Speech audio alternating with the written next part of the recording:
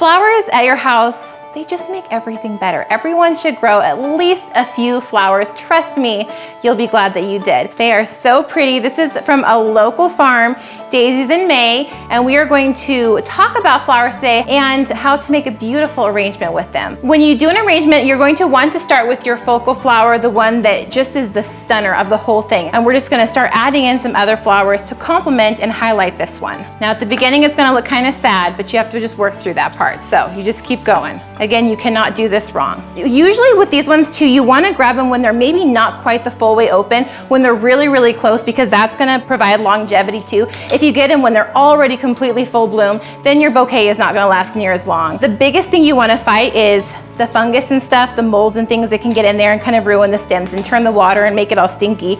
So the best thing to do for that is going to be some vodka and baking soda, and so they kind of act as an antifungal. And then you're just gonna take it and you're just gonna swish a little bit so it gets all around and it just kind of stirs it up a little. And then you're gonna set it there and you have your beautiful center display for a barbecue or just because. I usually like just because. You should always have fresh flowers in your home.